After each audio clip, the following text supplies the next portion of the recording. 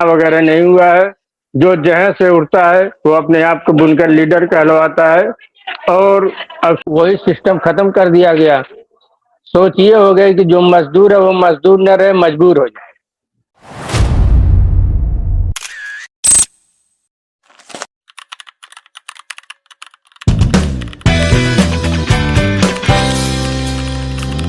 अस्सलाम वालेकुम। वालेकुम सलाम।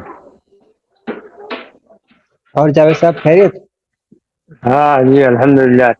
दुआ है आपकी। आप बताएं। हाँ, अल्लाह का शुक्र है, आपकी दुआएं। अच्छा। और क्या चल रहा है आजकल? क्या हाल है आपके बुनकरों का? वो बुनकरों का जो हाल है वो तो आपसे भी छुपा नहीं होगा। किसी न किसी माध्यम से आपको मालूम ही होगा कि बुनकरों का क्या हाल है। ये अक्सर बहरहाल दे न्यूज में दे करके। देखते रहते हैं कि जैसे उनके बहुत हालात खराब है, हालात खराब है। पर आप लोग वहां पे हैं तो आपको ज्यादा मालूम होगा। हाँ, बुनकरों की हालात तो सही है, बहुत खराब है। ये सरकारी स्तर पर भी जो है कोई ऐसी सुविधा नहीं मिलती जिससे इनके अंदर सुधार आए। जबकि सरकार योजनाएं बुनकरों के नाम पर बहुत चलाती है, लेकिन वो जमीनी स्तर पर नहीं नजर आती। वो हवा में रहती है और उसका फायदा ज्यादातर जो है तो जो दलाल किस्म के लोग हैं, बिचौलिए किस्म के लोग, वो उठाते हैं। गरीब मजदूर मेहनतकश बुनकर जो है उसको इन सब चीजों का लाभ नहीं मिलता। वरना सरकार जितनी योजनाओं का ऐलान करती है वो अगर सच में उसका चौथाई हिस्सा भी जमीन पर उतारे और बुनकर मजदूरों को सीधे सीधे उसका फायदा पहुंचने वाली मतलब स्कीम लगाए तो बहुत जल्द बुनकरों के हालात सुधरेंगे। हाँ, क्योंकि मैं देखता हूँ बहुत से न्यूज में आता है सरकार ने बुनकरों के लिए ये स्कीम निकाली है, ये स्कीम निकाली है, पर मैंने कभी भी अपने मोहल्ले, अपने कस्बे में किसी ऐसे शख्स को नहीं देखा जो सरकार की स्कीम का फायदा उठाता हो। तो ये स्कीम कहाँ पे लॉन्च होती है? ये स्कीम जो देखिए, सरकार ज्यादातर हथकरघा विभाग को जो है उसी के हम्म। माध्यम से बुनकरों को सुविधाएं जो है उपलब्ध कराने का ऐलान करती है। माध्यम हथकरघा विभाग को बनाया है। लेकिन हथकरघा विभाग भी जो है सिर्फ जो योजनाएं चलाता है वो हवा में ही चलाता है। सब वही बेच खाने वाली बात है। इसलिए कि ज्यादातर तो मजदूर तबका है वो जानता भी नहीं कि यहाँ जो हथकरघा विभाग क्या है। सही बात। तो जो भी योजनाएं हैं सिर्फ कागज पे है, जमीनी हकीकत कुछ भी नहीं है। जमीनी हकीकत तो कुछ भी नहीं है। अभी हाल ही में मैंने देखा कि जब मीटिंग हो रही थी बुनकरों के फ्लैट रेट पर। हाँ, बुनकरों का जो फ्लैट रेट वाला मसला है वो देखिए 2006 से में जो सरकार थी, हम्म। किसकी सरकार थी ये नाम लेना मुनासिब नहीं है। इसलिए कि भाई सरकार सरकार होती है, चाहे वो हाँ, किसी भी पार्टी की हो। किसी भी पार्टी की हो। तो 2006 से बुनकरों के लिए फ्लैट रेट था, जिसे 2019 दिसंबर 2019 में जो खत्म कर दिया गया। खत्म कर दिया गया था। बुनकरों ने आंदोलन वगैरह किया। वो भी खूब सफल आंदोलन नहीं हुआ, लेकिन बहरहाल उसका कुछ न कुछ नतीजा निकला कि कुछ दिनों तक जो है पुरानी सुविधा के मुताबिक बिलों का भुगतान होता रहा। लेकिन ये तो असल मसले का हल है नहीं। उसके बाद फिर सरकार ने मीटिंग वगैरह की बुनकर प्रतिनिधियों को बुलाकर, तो उसमें कुछ अपने लोगों से भी गलती हुई। नतीजा ये हुआ कि 400 रुपया लूम फिक्स हो गया। प्रतिलुम अब चार सौ 400 रुपया पर लूम 400 रुपया। हम्म। अब उसके बाद से मुसलसल मीटिंगें चल रही हैं, लेकिन सारी मीटिंगों का नतीजा यही अब तक निकला है कि जो बुनकर नुमाइंदे बनते हैं ये सरकार को सही मशवरा नहीं दे पाते, और जिसके नतीजे में सरकार सही निर्णय नहीं ले पाती। नहीं ले। अब मेरा एक सवाल है कि अभी अभी हाल ही में एक मीटिंग हुई जो बुनकरों के फ्लैट रेट पर संशोधन के लिए। जो बुनकर जी। लीडरान सरकारी अफसर से मिले, तेरह जी। तेरह जून को कानपुर में एक मीटिंग हुई। मैं ये जानना चाहता हूँ जी। कि ये मीटिंग कितनी कामयाब रही? ये मीटिंग तो पहले से ऐलान के मुताबिक जो है उम्मीद थी कि बहुत कामयाब होगी। लेकिन अगर ये नाकाम हुई है तो इसमें सरकार जिम्मेदार नहीं है, बल्कि खुद बुनकर प्रतिनिधि जिम्मेदार है इसके। यानी बुनकर के इसलिए लीडर जिम्मेदार है। हाँ, इसलिए कि जब 5 किलोवाट तक जो है फ्लैट रेट था, ये 25 किलोवाट की मांग कर रहे थे, और हम्म, सरकार ने जब खुद 20 किलोवाट तक जो है की बात कर रही है, तो अब ये जो 50-75 किलोवाट तक की जो बात कर रहे हैं, नतीजा ये हुआ कि फिर ये मामला लटक गया। जबकि हमारा ये कहना है कि आप किलोवाट की बात नहीं करें, वो सरकार पर छोड़ दें कि सरकार कितने किलोवाट तक जो है की देना रेंज चाहते हैं। बनाएगी फ्लैट रेट की।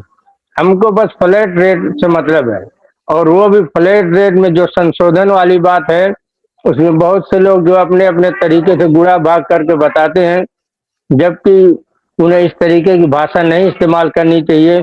चलिए, सरकार के पास सारी सुविधा मौजूद है, उसके पास मंत्रालय है, उसके पास सचिवालय है, तमाम हम्म, अधिकारी हैं, वो अपना रूपरेखा तैयार कर लेंगे। आपको जो कैसी सुविधा मिले जिससे हमारा समाज सुधरे, इसके अंदर सुधार हो, ऐसी तजवीज, ऐसा प्रस्ताव पेश करना चाहिए। इस सिलसिले में हमारा यही कहना है कि जो 400 रुपया पर लूम है फ्लैट हम्म। रेट, इसको 400 रुपया फी किलोवाट कर दिया जाए। 400 रुपया फी किलोवाट कर देंगे तो 1 किलोवाट से 2 पावर लूम चलता है, तो पर लूम 200 रुपया जो है हो जाएगा। यानी बुनकर जो है पर लूम 200 रुपये भरने के लिए तैयार है। हाँ भाई, 200 रुपया तो वो भर लेगा, लेकिन 400 रुपया तो बहुत भारी पड़ता है। बहुत भारी पड़ता। पर ऐसा क्यों है कि बुनकरों के हालात नहीं सुधर रहे? क्या बुनकर के लीडरान ठीक से सरकार तक हमारी बात नहीं पहुंचा रहे, या फिर खुद बुनकर के जो लीडर है वो ये नहीं चाहते कि गरीब मजदूर, गरीब बुनकर हैं, उनका भला हो?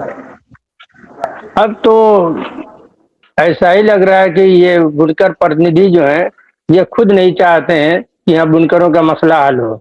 इसलिए कि पूरे प्रदेश भर में देखिए, बुनकरों का गिना चुना संगठन है, बाकी कोई संगठन नहीं है। ये खुद साख्ता अपने आप को जिसे बुनकर लीडर कहलवाते हैं, और इसी वजह से ये आवाम से राब्ता भी नहीं रखते। कब बुलावा आ जाएगा, कब चले जाएंगे, आवाम को ये अंधेरे में रखते हैं। और इसका नतीजा ये है कि एक तरफ ये अपनी आवाम को भी भ्रमित करते हैं, दूसरी तरफ सरकार को भी भ्रमित करते हैं। नतीजा ये होता है कि आज 5 साल से मुसलसल मीटिंगें हो रही हैं, लेकिन सारी मीटिंगें नाकाम हो रही हैं। एक भी मीटिंग से ये फ्लैट रेट बिजली का मसला अभी तक हल नहीं हुआ 5 सालों से। जी। तो मेरा मेरा ये मुझे ये नहीं समझ में आ रही है कि ये जो बुनकरों के जो हालात है, ये जो बुनकर लीडर होते हैं, ये कैसे जी। लीडर चुने जाते हैं? क्या इसके लिए इंतखाबात होते हैं, कोई मीटिंग होती है? कैसे तय होता है कि ये बुनकर लीडर है, किस बुनियाद पर? देखिए, पहले तो होता था, पहले मकामी सतह पर मीटिंगें होती थी, उसमें बाकायदे चुनाव होता था। लेकिन इधर 10-15 साल के अंदर में कोई चुनाव वगैरह नहीं हुआ है। जो जहाँ से उठता है वो अपने आप को बुनकर लीडर कहलवाता है। और अफसोस की बात यह भी है कि कोई भी बुनकर लीडर प्रदेश स्तर से नीचे का नहीं है। प्रदेश स्तर से नीचे का लीडर होना, वो शायद अपने आप की अपनी बेइज्जती महसूस करता है, इसलिए वो प्रदेश स्तर का ही जो है अपने आप को नेता बनता है। लेकिन हालात से जब रूबरू होते हमने हालात से, हालात की खबर ही नहीं कि हमारे पड़ोस में क्या हो रहा है, हमारे बगल के गांव में क्या हो रहा है। बस अपना लेबल लगा के घूम रहा है कि हम बुनकर नेता हैं, प्रदेश स्तर के नेता हैं। एक ऐसे लोग बुनकर नेता बन के उभरे हैं, ऐसे लोग बुनकर के लीडर है जिन्होंने कभी जो है हेडलूम नहीं चलाया, कभी पावर लूम नहीं चलाया, जिन्हें बुनकरों के हालात का नहीं पता। ये ऐसे तो मैं भी उठ के कह सकता हूँ ना, मैं बुनकर नेता हूँ। तो बुनकर नेता ऐसा होना चाहिए जो बुनकरों के आस पास रहे, उनके हालात को देखे, उन्हें समझे। हाँ, देखिए, अब आप अब माजी की मिसाल ले लीजिए। माजी में हमारे बुनकर लीडरान थे, नजीरुल हसन अंसारी साहब थे, बुनियाद हुसैन अंसारी साहब थे, हबीबुर रहमान अंसारी साहब थे, फिसाल अंसारी थे। ये लोग बड़े जो है जुझारू थे, और आवाम के बीच में रहते थे। उनके अंदर इस तरीके का जो दिखावा और नुमाइश नहीं था। और अब तक तो कोई सुविधा मिल नहीं रही है, लेकिन अगर कोई जो सुविधा दूर नजदीक से मिल रही है तो वो उन्हीं हमारे मरहूमीन बुनकर कायदीन की देन है, वो सुविधा मिल रही है। नए दौर के ये जो है रोशन ख्याल बुनकर लीडरान, ये तो अब तक जो है अपनी आवाम को कोई सुविधा उपलब्ध नहीं करा पाए हैं। ये जो हमारे अल्पसंख्यक मंत्री हैं, दानिश आजाद अंसारी साहब, जी। इन्होंने कई बार कहा है कि हम बुनकरों को फ्लैट रेट बिजली कम दामों पे मुहैया कराएंगे। कई बार आजमगढ़ में मऊ आते रहे हैं। जी। क्या लगता है आपको, ये कुछ कर पाएंगे? ये जो हमारे बुनकर लीडर है, जो बुनकर प्रतिनिधि हैं, ये उन्हें जी। करने नहीं देंगे? ये सच है कि मंत्री जी जहाँ भी गए, हमसे भी मुलाकात हुई है, उनके आवास पर भी हुई है, मुबारकपुर में जो कई प्रोग्राम में हुई है। तो हर प्रोग्राम में यही बात बोल के जाते हैं कि बुनकरों को बहुत सस्ते दाम पर जो है बिजली मिलेगी, बहुत हम्म। सस्ते दाम पर मिलेगी।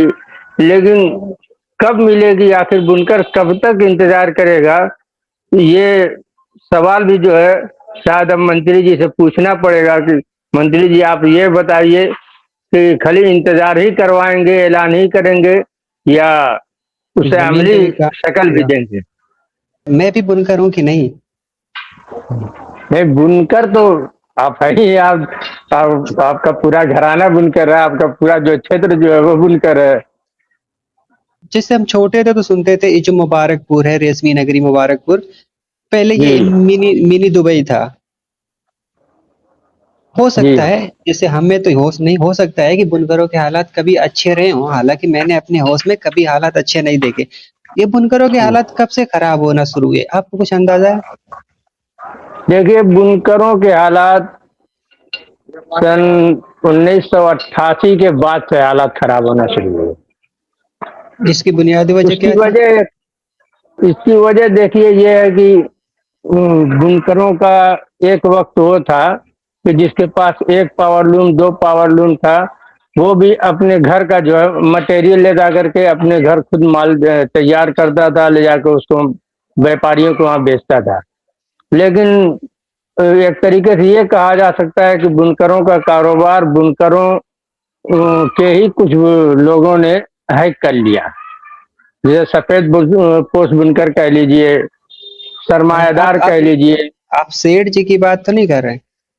हाँ, हाँ। सरमायादार कह लीजिए, इन लोगों ने ऐसा सिस्टम बना दिया है कि अब घूम फिर करके जो है मजदूर तबका मजदूर रहेगा, और उनका जो है काम जो है आगे बढ़ता रहेगा।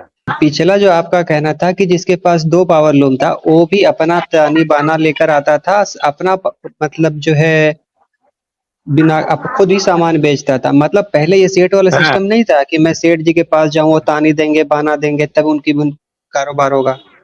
नहीं, पहले पहले ये सिस्टम नहीं था। और अगर हाँ था हाँ। भी तो जिसे उनके अंदर ईमानदारी थी तब तक, तो लेकिन मतलब इतने उनके अंदर बड़े ये लेवल पे जज्बा नहीं था था। कि हाँ, हाँ, इतने बड़े लेवल पर नहीं था। आज यानी जिसके उस पास वक्त चार हाँ, आज जिसके पास चार लूम है, अगर वो चाहे कि मैं अपने चारों लूम पर जो है अपना माल मटेरियल लगा करके जो है माल तैयार करूं, ले जाके खुद से बेचूं, तो वो बहुत मुश्किल है। इसलिए कि मटेरियल इतना महंगा हो गया, और माल ये लोग उधारी बेचने का सिस्टम लागू कर दिए। साल साल बाद 6 6 महीना की उधारी पर माल बेचते हैं, तो मजदूर तबका जो है कहाँ से जो है अपने घर माल तैयार करके जो है ऐसे इस तरीके करेगा। से बेच पाएगा? हाँ, तो अब मुझे समझ में आ रहा है कि उस टाइम पे हर आदमी खुद ही सेठ हुआ करता था। ये सेठ का बड़े लेवल पे सिस्टम नहीं था। फिर इन्होंने जी। एक ऐसा सिस्टम लाया कि कारीगर को मजबूर कर दिया कि आप सेठ के भरोसे हो। इसी वजह से मजदूर जो है, गरीब बुनकर जो था और गरीब होता गया, सेठ जी और अमीर होते गए, उनकी कोठियां बनती गई। हाँ, लेकिन हाँ, हाँ। जो गरीब बुनकरों का टीन वाला टपरी वाला घर था, आज भी वही है। आज भी वही है। क्योंकि मैं देख रहा हूँ कि मैं जब से 20 सालों तक मैं घर पे रहा, जब जैसे छोटे से बड़े हुए, जी सभी हमारे आसपास के लोग बुनकर थे, जिनका जैसा घर था टूटा हुआ था तो 20 सालों तक टूटा हुआ ही था, जिनका प्लास्टर नहीं है जी वैसा ही था। जब बुनकरों के लड़के या फिर खुद उनके वालिद साहब बाहर आना चालू हुए, जैसे गल्फ में कोई बाहर गया, कोई दुबई, जी कोई ओमान, जी। तब जाके उनके घर पक्के मकान हुए। तो हाँ, ये जो बुनकर, ये तो 100% सच्चाई है कि मजदूर तबके का जो बुनकर है, उसका अगर घर बना है तो विदेश की कमाई से ही बना है। वहां पर जाकर के जिसने अपना खून पसीना बहाया है, उसके नतीजे में जो है उसके घर का परिवर्तन हुआ। तो ये जो मुझे एक बात समझ आ रही, जो आपने कहा वो मुझे नहीं पता थी कि सेठ वाला सिस्टम था लेकिन बहुत कम था, ज्यादातर खुद आदमी अपने आप में ही सेठ था क्योंकि वो अपना हाँ, वो भी कारोबार अगर करता था। खरीदते थे, जो जो शेर तबका था वो भी माल खरीदता था। मैंने खुद ऐसा देखा है कि हम्म, एक दिन आकर के माल ले जाते थे, दूसरे दिन आते थे तो पहले दिन का पैसा देकर चले जाते थे और उस दिन फिर ले जाते थे।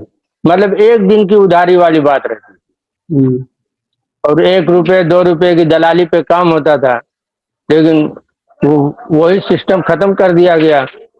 सोच ये हो गई कि जो मजदूर है वो मजदूर न रहे, मजबूर हो जाए। मजबूर हो जाए, और शायद यही वजह है कि जो सेठ वाला सिस्टम है ये सेठ लोग ही नहीं चाहते फ्लैट रेट जो है इसमें संशोधन हो, इसमें पैसे कम किया जाए ताकि गरीब जो बुनकर है वो भी फायदा उठा सके। जो बहुत निचले तबके के होते हैं उन्हें हमेशा ये दबाना चाहते हैं, आज भी यही कोशिश जारी जी। है कि इनको कभी उठने ना दिया जाए। तो बताया ना कि वो जैसे किसी जमाने में जमींदारों की जो सोच थी, आज हम्म। के हमारे समाज के सरमायादारों की उन जमींदारों से कहीं ज्यादा खतरनाक सोच हो चुकी है। तो हम पहले मुझे लगता था कि हम खुद ही जिम्मेदार हैं इसके जो हमारे हालात है, यानी हमारे आगे भी कोई है जो हमें ऐसे मजबूर करके रखना चाहता है। ये बहुत पुराना है। खेल है। जी। ये बुनकरों के हालात बदलने का क्या सिस्टम, कैसे बदला जाए? अब बुनकरों के हालात जहाँ तक बदलने की बात है, अब ये तो इस बात की फिक्र तो हमको भी रहती है कि आखिर जो इनके हालात कैसे बदलेंगे। देखिए, कुछ तो अपने अंदर भी कमियां हैं। जब हम एक तरफ परेशान हैं, हम सरकार के नजदीक भी जो है अपना रोना रोते हैं। अपने जनप्रतिनिधि जो है, हमारे सांसद विधायक हैं, उनसे भी हम अपनी बात कहते हैं। दूसरी तरफ हम जो है इस तरीके के प्रोग्राम करा करके उन्हीं को बुला करके उन्हीं से उद्घाटन करवाते हैं। तो बताइए, वो मानेंगे कि हाँ जो है हमारा समाज परेशान है? परेशान है, कैसे कोई मानेगा? कैसे कोई बताइए। मानेगा कि परेशान हाल है? आपके ख्यालात देख के लगता है कि जो हमारे मुआशरा है, आप हमारे मुआशरे पे बहुत गहरी नजर रखते हैं और आप वाकई बदलाव चाहते हैं, क्योंकि मैंने आपको लिखते हुए भी देखा है, आपको आवाज उठाते हुए भी देखा है, आपको बुनकरों के लिए मीटिंग करते हुए भी देखा है, जितना आप कर सकते हैं। हम अपनी क्षमता के मुताबिक तो जितना हो सकता है करते हैं। लेकिन जो बदलाव सच में आना चाहिए वो तो नहीं आ रहा, और खास तरीके से हमारे इलाके में। जी। ये बुनकर परेशान हाल है, इनका कोई देखने वाला नहीं है। अब देखिए, अगर आपके चैनल के माध्यम से तो जो है मैं उत्तर प्रदेश सरकार से जो है मांग कर रहा हूँ, आपके चैनल के माध्यम से मांग कर रहा हूँ कि सरकार सचमुच अगर बुनकरों के हालात को सुधारना चाहती है तो जो उसके पास बुनकर प्रतिनिधियों की पुरानी सूची है उसको तो फौरन रद्द करें। वार्ता के लिए नई सूची तैयार करे और नए बुनकर प्रतिनिधियों को जो उसमें नियुक्ति दे। उन पुराने लोगों को जो है कतई उसमें जगह न दे, जिनकी हर दौर की वार्ता 5 साल में जो विफल हुई है, जिसका कोई अब तक परिणाम नहीं निकल सका है। और दूसरी बात, दूसरी मांग ये है कि जो 400 रुपये पर लूम है, सरकार उसे 400 रुपये प्रति किलोवाट में संशोधित करे। और तीसरी मांग ये भी है कि जो बुनकर सोसाइटियों के नाम पर लोग रकमें डकार रहे हैं, उन तमाम सोसाइटियों को निरस्त किया जाए। और एक मांग और मेरी ये है कि बुनकर के लिए सरकार जो योजनाएं चलाती है, तो योजनाएं चलाने के साथ साथ उसका पता भी लगाए कि हाँ हमारी योजनाएं सच में बुनकरों तक पहुंच रही है या हवा में ही उड़ रही है। और सच्चाई तो यही है कि सरकार की सारी बुनकरों से संबंधित योजनाएं हवा में ही उड़ रही है। बिचौलियों को उसका फायदा मिलता है, दलालों को उसका फायदा मिलता है, लेकिन जो मजदूर तबका बुनकरों का है उसकी हालत आज भी वही है कि वो रोज कुआं खोदता है, रोज पानी पीता है। अगर आप यानी सरकार द्वारा चलाई गई योजनाओं का चौथाई हिस्सा भी अगर इन्हें मयसर हो जाए तो इनके हालात बहुत जल्द सुधर सकते हैं। चलिए, बहुत बहुत शुक्रिया। आपसे बात करके बहुत अच्छा लगा। चलिए, आपका भी बहुत बहुत शुक्रिया और आपके चैनल का भी बहुत बहुत शुक्रिया। आपके तई भी और आपके चैनल के तई भी तमाम नेक ख्वाहिशात और दुआओं के साथ, इस उम्मीद के साथ कि आइंदा फिर जो है जल्द मुलाकात होगी। मैं इंशाल्लाह